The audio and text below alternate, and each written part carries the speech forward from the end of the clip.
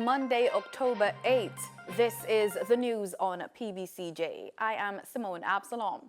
On Friday, the Senate voted for the extension of the State of Public Emergency, SOE, in sections of Kingston Central, Kingston Western, and St. Andrew South Police Divisions for another 3 months until January 7, 2019. On September 23, Prime Minister Andrew Holness declared the SOE in sections of the police divisions. Addressing the Senate, Leader of Government Business and Minister of Foreign Affairs and Foreign Trade, Senator Kamina Johnson-Smith, said the enhanced measures will allow the security forces to bring the high levels of violence under control.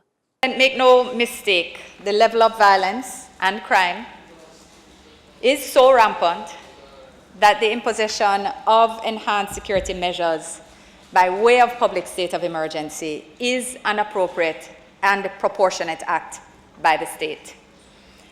This conclusion is not based merely on my view or even our views in here, but on the views of the security forces who are on the front line in battle with the criminals and who are also analyzing the situation technically and operationally based on intelligence and information from the ground. It is important that we never forget that the actions we are being asked to take in this Senate, that is, to extend the state of emergency, is based on advice from the heads of the security forces, which is in turn based on advice and intelligence. Though the vote carried in the end, opposition senators such as K.D. Knight and Damian Crawford expressed concerns over the SOE. I don't want to support this measure which has been going on and on and on. But if I don't support it, I recognize that there will be nothing else in place. There's no alternative.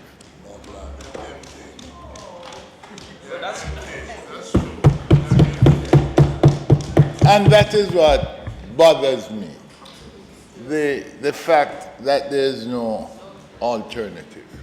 Because had there been an alternative, what we would have been seeing is that in the most volatile areas, we would have the state of emergency.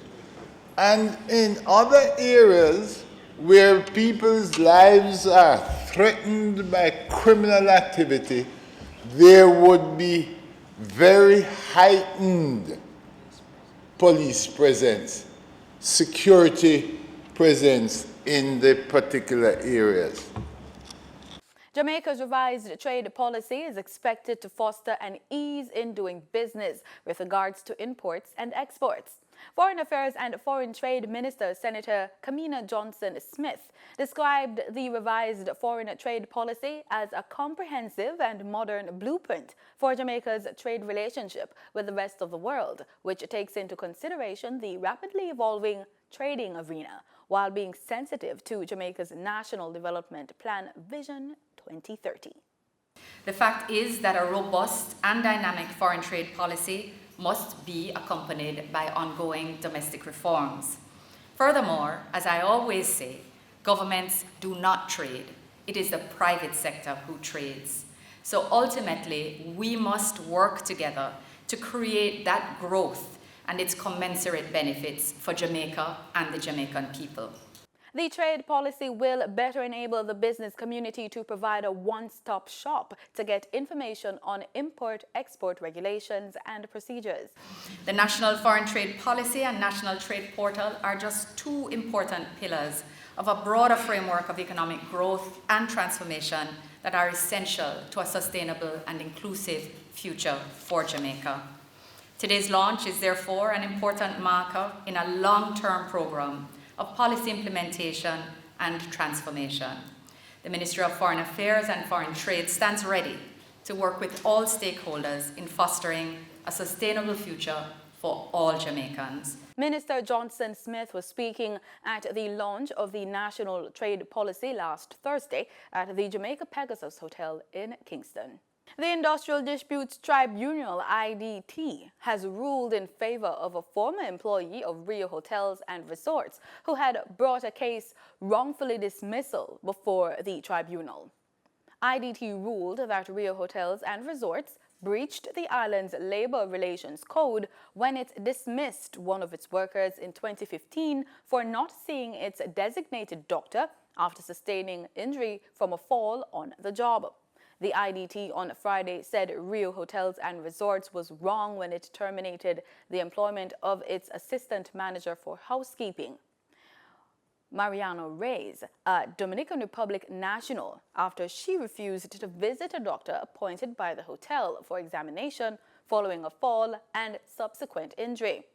Also, the IDT said the Spanish-owned Rio breached the labor relations code when it organized and held a disciplinary hearing that led to the termination of the worker without prior informing the employee that the meeting could have led to her termination.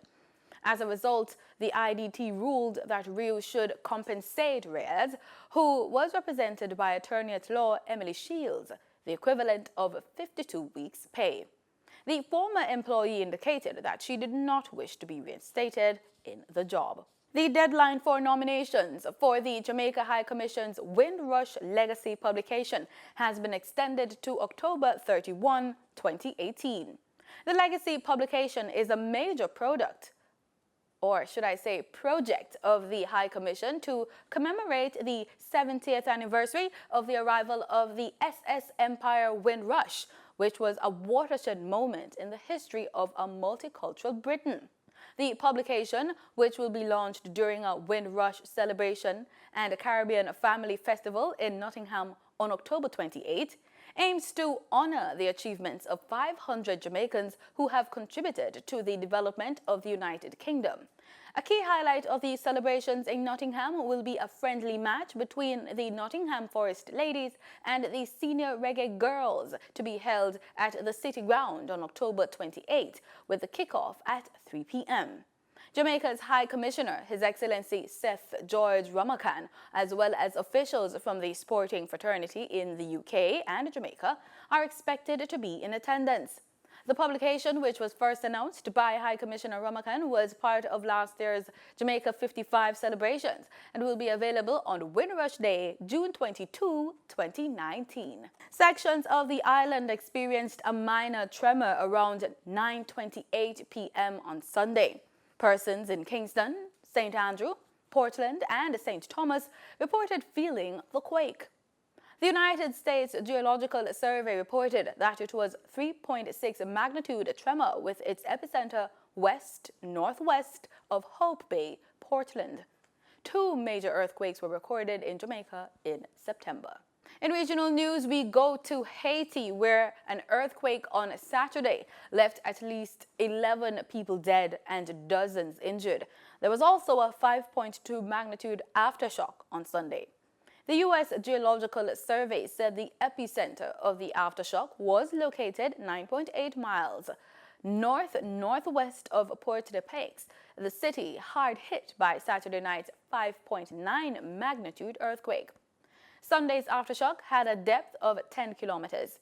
A total of at least 12 people were killed in the quake, and Interior Minister Fednel Moncheri told radio station MagK 9 authorities said 188 people were injured. Haiti's President Jovenel Moïse said on Twitter Sunday that civil protection brigades were working to clear debris. He also said the government had sent water and food. In 2010, a larger magnitude 7.1 quake damaged much of the capital and killed an estimated 300,000 people.